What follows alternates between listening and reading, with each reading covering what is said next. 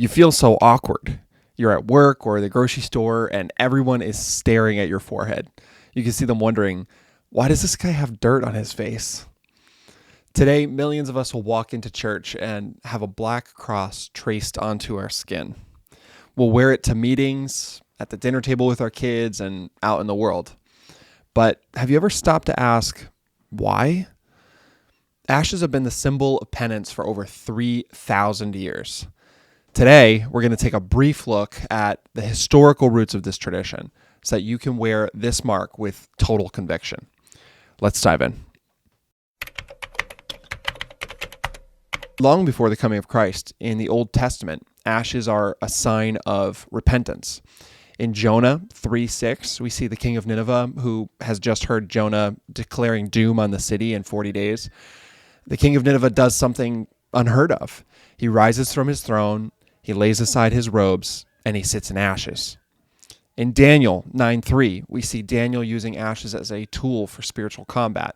While in exile in Babylon, Daniel turns to God with fasting and ashes to intercede for his people who had fallen away from the Lord. And in 2 Samuel, we see Tamar using ashes in her devastation. The symbolism is simple. Ashes are what's left after a fire has consumed everything. By wearing them, we're saying, Lord, without you sustaining me, I'm nothing but dust and ashes. It's the ultimate act of humility.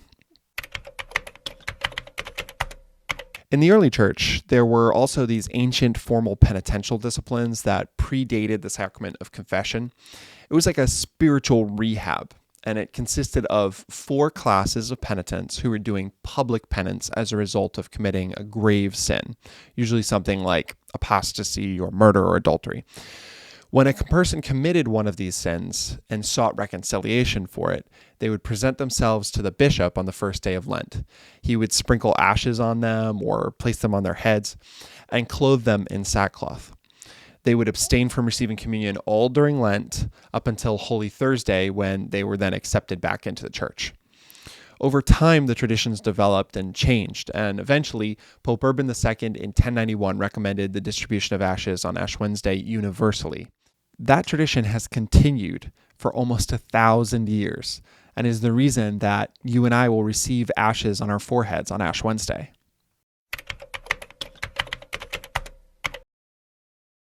Where do the ashes come from that are placed on our foreheads on Ash Wednesday?